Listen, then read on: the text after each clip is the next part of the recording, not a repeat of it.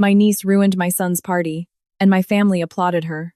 In retaliation, I canceled her ski trip and her dance camp, but a letter arrived the next morning, right before she dropped her new iPad. The extension cord ran across the lawn in a straight line from the patio outlet to the fence post. I taped it down every 3 feet so no kid would trip over it. The projector sat on a plywood shelf I had screwed to the post 2 weeks earlier.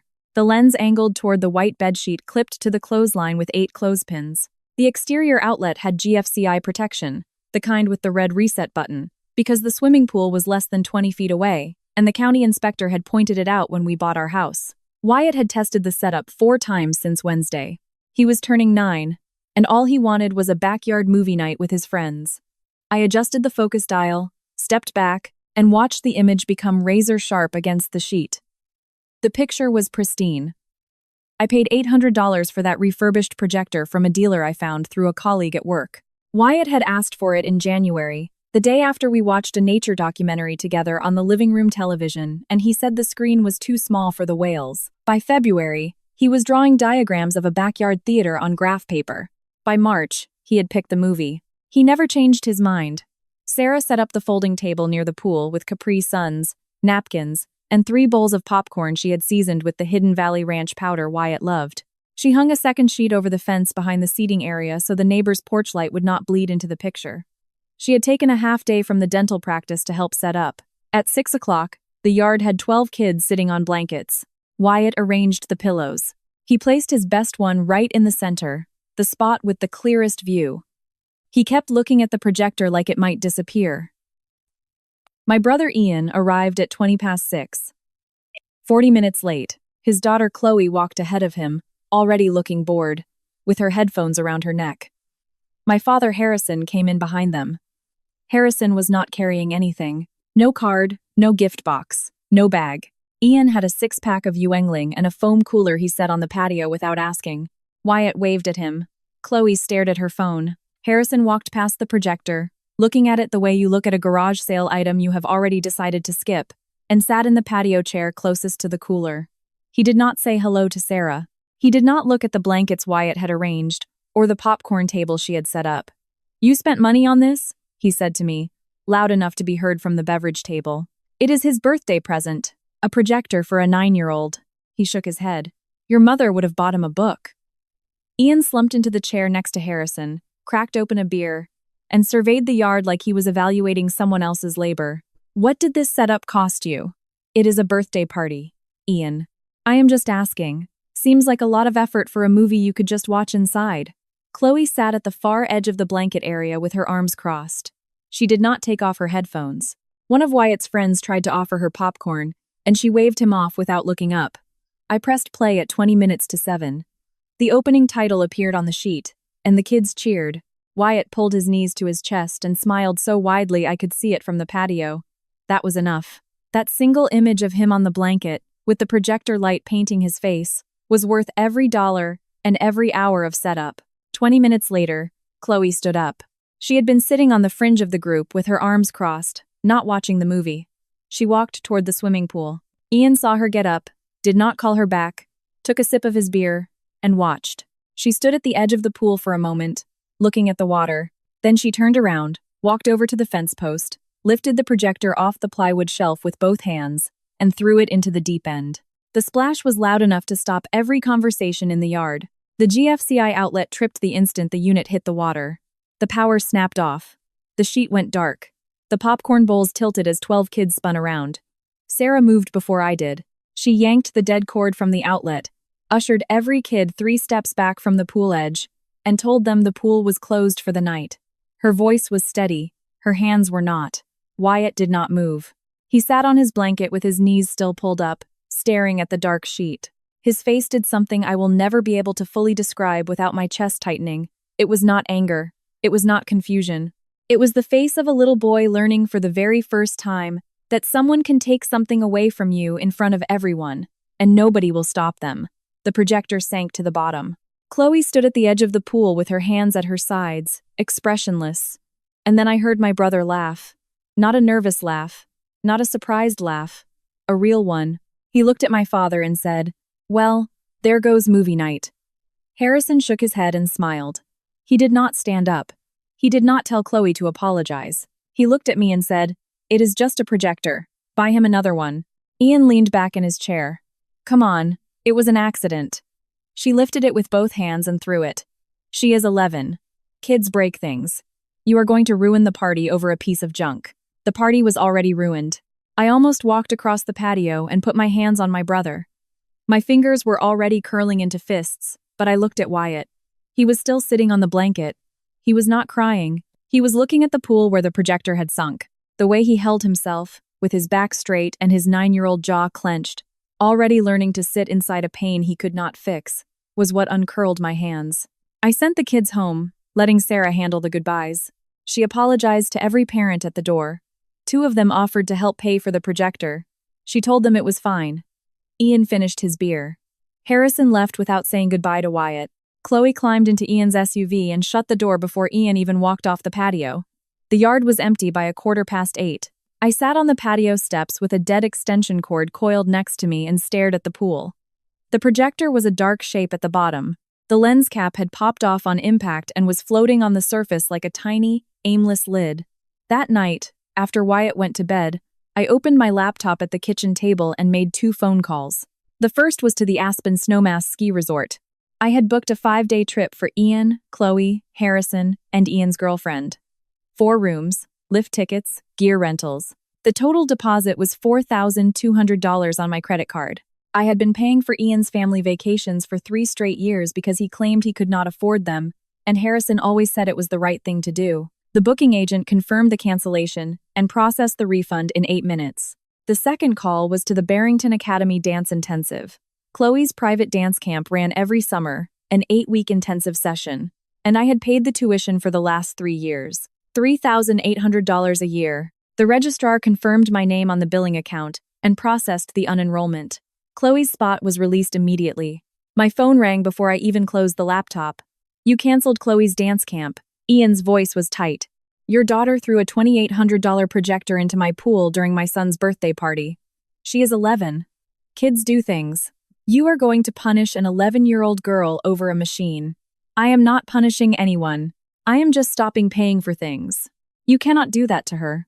She has been going to that camp for 3 years. She has friends there. You are going to take that away over a pool toy." It was an $800 projector that Wyatt asked for in January. It was his birthday present. Your daughter destroyed it, and you laughed. Dad agrees with me. You are being selfish. Good night, Ian. I hung up. I sat at the kitchen table for another hour. Sarah came down in her robe, put her hand on my shoulder, and said, "The parents saw."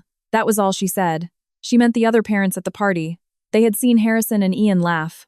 She went back upstairs. At 6 o'clock the next morning, I found Wyatt standing at the edge of the pool in his pajamas. His right arm was submerged in the water up to his shoulder, his sleeve completely soaked, his face calm. He pulled something from the bottom, not the projector. The black plastic lens cap, slightly warped by the chlorine. He dried it on the hem of his shirt. He carried it inside and set it on his desk next to his alarm clock. I asked him why he kept it. "It is the part that sees the movie," he said. I stood in the hallway for a full minute before I could walk into the kitchen. The mail arrived at 10. Most of it was junk. One envelope was not. Regional Fiduciary Services. First annual statement for the Eleanor Mercer Educational Trust, established in June 2020. My mother, Eleanor, had passed away 4 years earlier. Pancreatic cancer. She was 59. The trust was her final act of planning, drafted with a lawyer in the weeks leading up to her last hospitalization. She had set aside $168,000, divided equally between her 2 grandchildren, Wyatt and Chloe, $84,000 each.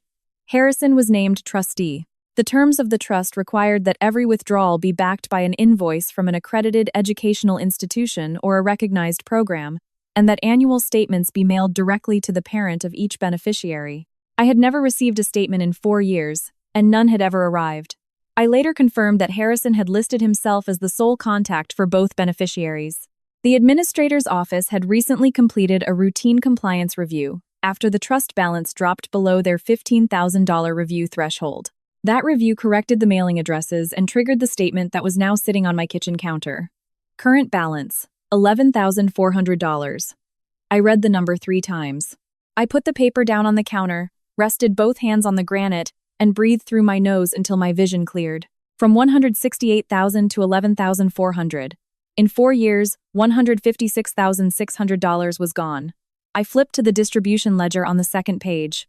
Each row listed a withdrawal. Date, amount, description, authorized signature. 47 rows. The descriptions were labeled as educational expenses, tutoring services, and enrichment programs. But the amounts and frequencies did not match any school or institution. I recognized that Harrison had been submitting fake descriptions to bypass the trust's educational expense requirement. Distributions on behalf of Chloe's family, $156,600. Distributions to Wyatt, 0. I almost picked up my phone and called Harrison right then. My thumb hovered over his name, but I saw Eleanor's signature at the bottom of the photocopied trust document stapled to the back of the statement. Her careful cursive, the letters evenly spaced, every line filled right up to the margin. She had been deliberate. She had planned. I would plan, too. I am an information security analyst for the Keystone Regional Health Network. I protect patient data systems, investigate breaches, track unauthorized access, and build forensic incident reports that hold up in legal proceedings. What I do for a living is follow digital evidence, map patterns, and document every single step so that by the time a file lands on an attorney's desk, there are no gaps and no assumptions. My annual salary is $118,000. I have been doing this job for 11 years. I sat down at my home office desk and opened a new spreadsheet, but I did not stay at the desk. In less than an hour, I drove over to Ian's apartment. I told myself it was about the birthday, a face-to-face conversation to smooth things out. Ian opened the door without suspicion. Chloe was on the living room couch holding a brand new iPad Pro. The screen was bright, the case still pristine. The retail box was sitting on the coffee table with the plastic wrapping pushed to the side. $1,299. I knew the exact model because I had priced one out for Wyatt last Christmas and decided it was too much money for a 9-year-old. "Look what Grandpa got me," Chloe said, tilting the iPad toward me. She was watching a dance tutorial. Grandpa Harrison, who lived on a monthly pension of $2,400. I sat down with Ian in the kitchen and let him talk. He complained about the ski trip. He said Chloe had been crying every night over the dance camp. He said Harrison thought I was overreacting. He said I owed Chloe an apology for canceling her enrollment. She has been talking about that camp since March. Ian said, "You are ruining her summer over something she did not mean to do." She lifted it off the shelf with both hands. "She is just a kid." I did not say anything else that mattered. I let him finish. Then, from the living room, I heard a sound. Chloe had dropped the iPad. It hit the hardwood floor, and the screen cracked diagonally from corner to corner. She snatched it up in a panic, flipping it over. And as she flipped it, the cracked screen lit up with a push notification before she could swipe it away. Mercer Educational Trust withdrawal approved. Target $299. The trust had paid for the iPad. The exact same trust that had $0 allocated to Wyatt. I saw it for less than 2 seconds. 2 seconds is an eternity in my line of work. I left Ian's apartment 20 minutes later. I did not mention the notification. I drove straight home, sat at my desk with the trust statement, and began building a timeline. Every withdrawal date, every dollar amount, every fabricated description Harrison had submitted. By midnight, I had 11 spreadsheet tabs, a timeline of 47 transactions over 4 years, and one question I could not answer using the documents alone. Eleanor died in June 2020. The first trust withdrawal did not happen until March 2021. 9 months of absolute zero. Then the spending started like a faucet turned all the way open. Why the gap?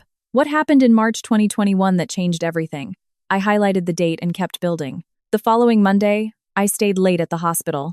Marcus Vance, the senior security engineer on my team, walked past my cubicle at 8:30 with 2 cups of coffee from the break room. He set one down next to my keyboard and sat on the edge of my desk. He did not say a word for a full minute, just watched me type. Marcus had cut ties with his own brother 6 years earlier over a situation he never talked about unless someone directly asked. He recognized the posture, the organized silence, the typing speed of a man building something he fully intended to use. "You building a case?" He did not phrase it like a question. "Can I see it in how I am typing?" I nodded. "Good," he said. "Type faster." He stayed for another hour. We did not talk about the case. He did not ask what I had found. He just sat in the chair next to my desk, drank his coffee, and the room felt less empty because he was in it. That is what a real ally offers. Not unsolicited advice. Presence. On Tuesday morning, I called Jessica Sterling, a fiduciary litigation attorney whose firm had handled 3 major data breach cases for the hospital over the last 2 years. Her office was 14 minutes from the medical campus. I brought my file in a 3-ring binder with color-coded tabs. She opened it, flipped past the first page, turned the second, stopped, went back, and looked at me over the rim of her reading glasses. Where did you learn to build a dossier like this? I investigate data breaches for a living. This is the cleanest evidence packet I have ever received from a non-lawyer. She closed the binder. We are going to file 3 things. A petition to remove Harrison Mercer as trustee for breach of fiduciary duty. A formal complaint to the state attorney general for fiduciary fraud involving a minor beneficiary. And a civil suit demanding full restitution of $84,000 plus accrued interest to Wyatt's share. Is there anything else? I said. Every withdrawal started in March 2021, not when my mother died. 9 months later, something triggered it. Does that matter? If we can prove a motive beyond simple favoritism, it drastically strengthens the fraud claim. I will issue subpoenas for Ian's auto insurance records, financial documents, and any communication with Harrison from that specific time frame. The subpoenas took 3 weeks. What came back changed the entire foundation of the case. Ian had filed a comprehensive auto insurance claim in March 2021 for rear-end collision damage to his sedan. The claim listed the at-fault driver as a family member. Private settlement. No police report ever filed. The auto body shop invoice was for $6,200 for chassis frame repair. His medical records from that same month, produced under court-ordered discovery, showed a left knee contusion with torn ligaments, followed by intensive physical therapy through August 2021. His performance reviews at the local car dealership plummeted starting that April.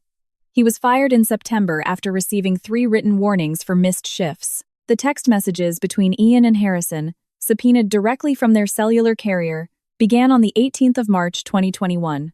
Harrison, I am so sorry. I will fix this. Just give me time. Ian, you had 3 drinks, Dad. 3. My knee is shredded and you want me to give you time. Harrison, please do not file a police report. I will cover the cost. I will handle everything. Ian, handle it how? You make $2,400 a month. Harrison, I will find a way. Your mother's trust. I will figure it out. Just give me time. The first withdrawal from the trust happened 6 days later, $4,800. My father had driven drunk. He had rear-ended his own son's car after throwing back 3 beers at VFW Post 845 on a Tuesday night. He covered it up. Ian's knee never completely healed. The injury cost him his mobility, his job performance, his career, and Harrison, who lived on a fixed pension and could not afford to pay the massive debt he owed, turned to the only money he could easily access. The trust fund Eleanor had built for her grandchildren.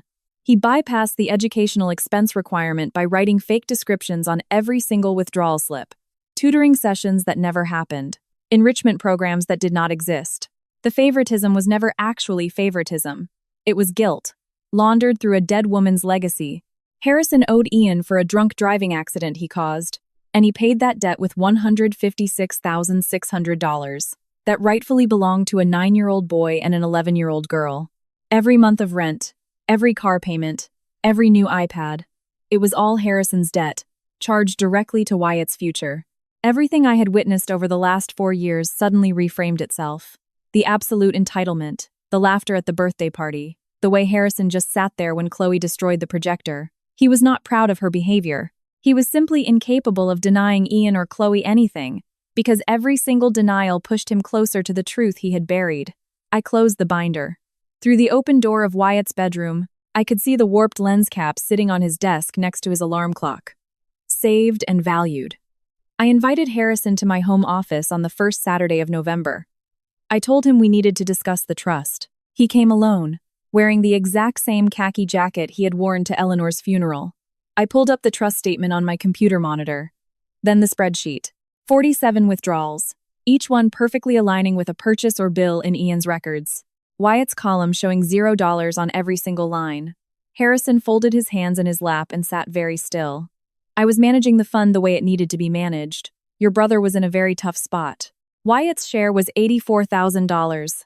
He has received 0 distributions in 4 years. You make $118,000 a year. You and Sarah are completely stable. Ian lost his job, lost his knee, and has a little girl depending on him. The money went where it was needed. Needed for what, exactly? The withdrawal descriptions say tutoring and enrichment programs. None of those exist. He did not say anything. You forged 47 invoices to a fiduciary administrator. That is not managing. That is fraud. Your mother understood priorities. My mother wrote a legally binding trust document that mandated equal shares. She used the word equal 4 times. I counted. Documents do not raise children. I raised both of you, and I know which one of you needed more help. You are just the trustee, not the owner. There is a legal difference. He did not reply to that. I am asking you to step down voluntarily. No.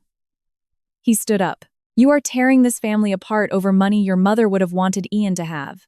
I know exactly what Ian went through, and I know exactly why. He paused at the office door. He did not turn around. He did not ask what I meant. That was his final opportunity to ask, and he walked right out the door without taking it. I almost leaned forward and showed him the subpoenaed text messages right then and there. The file was 1 click away, but the lens cap was visible through the doorway, sitting on Wyatt's desk. And I remembered what Marcus had said. Type faster. Build it right. Do not fire early. On Monday, Jessica filed the formal petition to remove Harrison as trustee. The fraud complaint to the Attorney General followed that same afternoon. The civil lawsuit for full restitution was sent via certified mail. 2 weeks later, the Heritage Park Community Botanical Garden held its annual memorial gathering for the families whose dedicated benches lined the East Walking Trail. Eleanor's bench sat beneath a massive sugar maple near the main entrance. A bronze plaque on the armrest displayed her name, the years she lived, and a short quote she had chosen herself. The garden committee hosted a small reception every November. Eleanor's closest friends, Diane and Beverly, attended every year. Harrison's sister, Aunt Patricia, drove in from the next county over. A handful of Eleanor's former co-workers and 3 garden committee members served hot apple cider and coffee on a folding table. Harrison stood next to Eleanor's bench and delivered a short speech. He talked about her endless kindness, her careful planning, and how she desperately wanted her family to stick together. He specifically mentioned the trust fund. He said Eleanor's greatest final wish was that her legacy would keep the people she loved connected. I waited until he completely finished. I waited until the polite applause faded into the cold autumn air. Then I stood up from my folding chair in the second row and said, I have something I would like to read. The garden went dead silent. Diane lowered her coffee cup. Beverly twisted around in her seat. I opened the binder I had brought with me. Eleanor Mercer established a $168,000 educational trust for her 2 grandchildren, to be divided equally.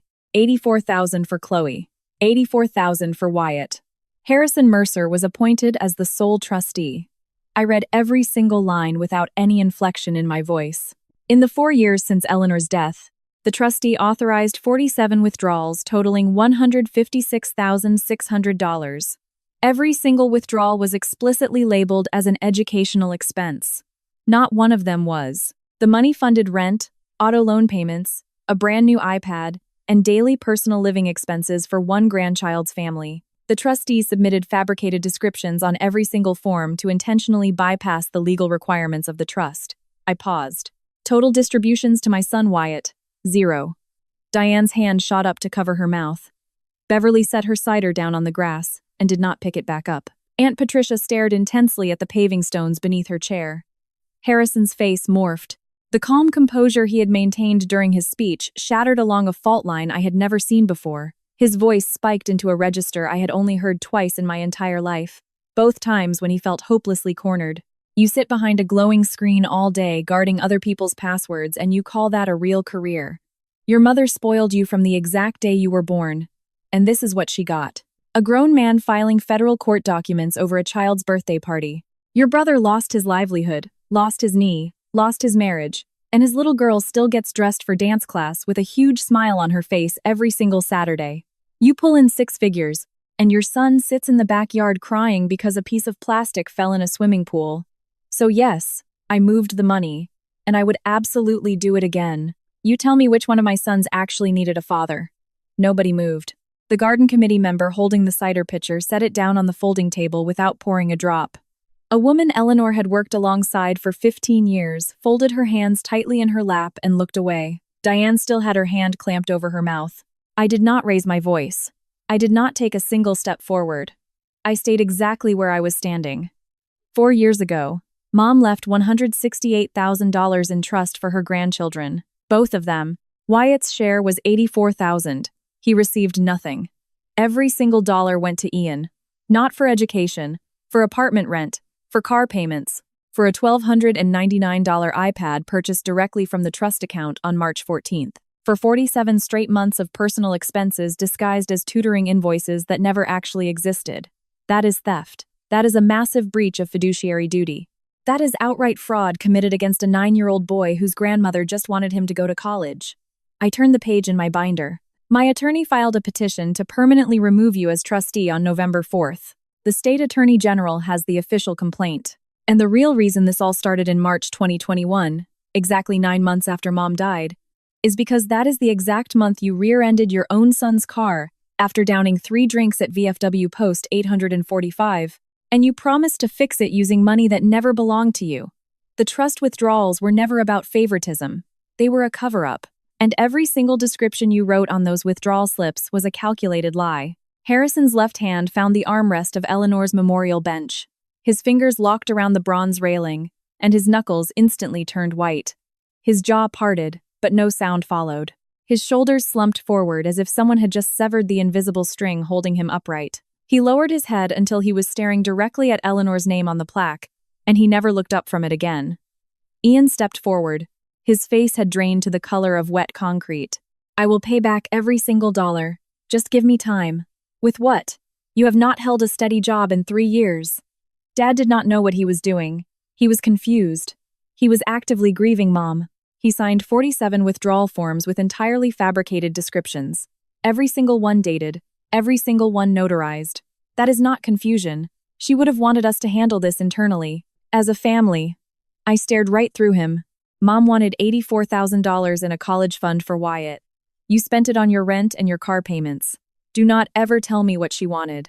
I needed help. You have absolutely no idea what it is like to lose everything.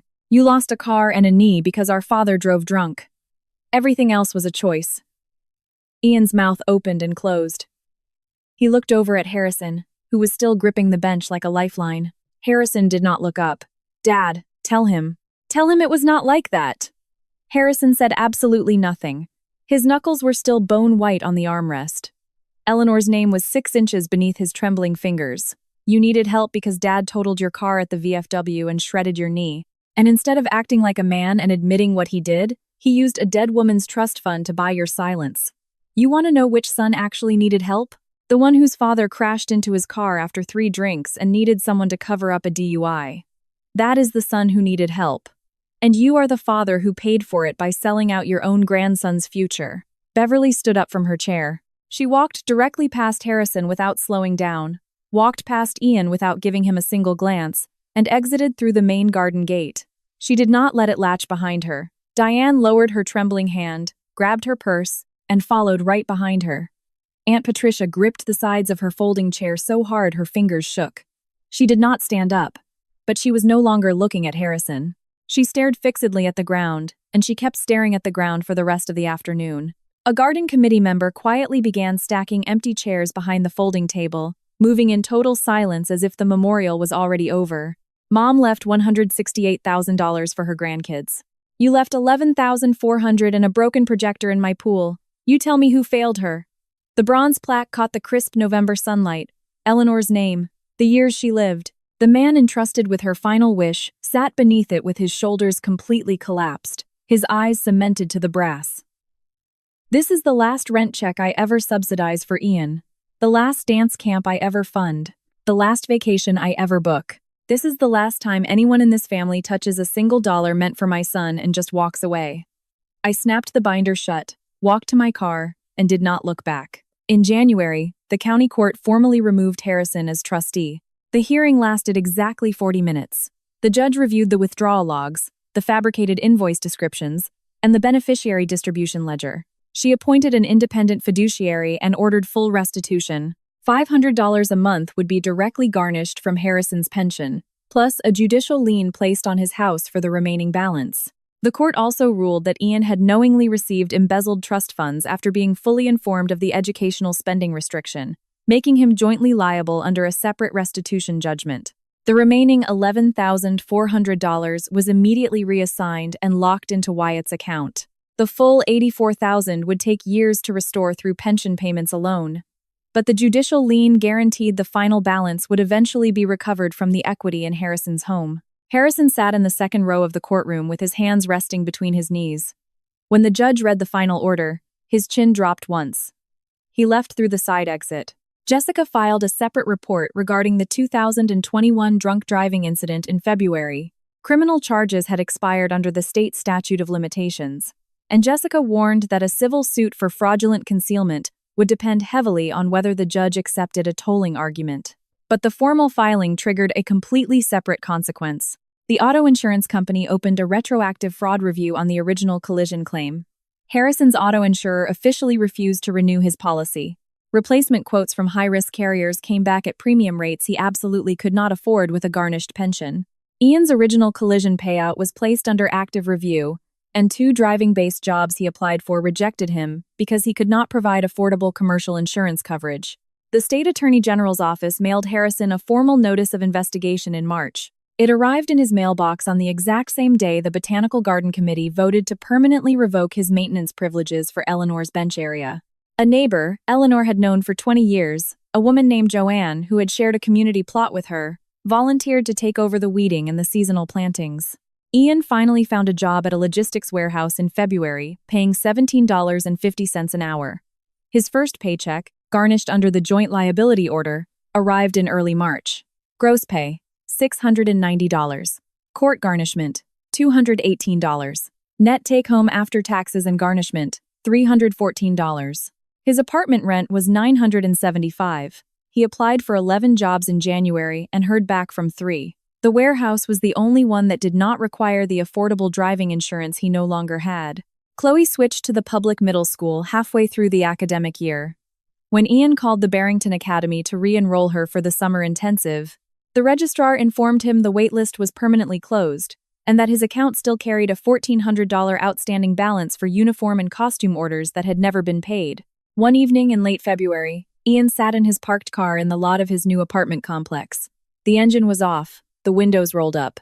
He held his phone with both hands, endlessly scrolling through photos of Chloe at last year's dance recital. The ones where she was smiling in her expensive costume under the bright stage lights. He sat there for 35 minutes. He never went inside. Aunt Patricia called him exactly once after the Memorial Garden confrontation. She asked him if the financial numbers regarding the trust were accurate. He told her yes. She stayed completely silent on the line for a long moment, then said, "Eleanor asked me to look out for you. I did the absolute best I could. We are done."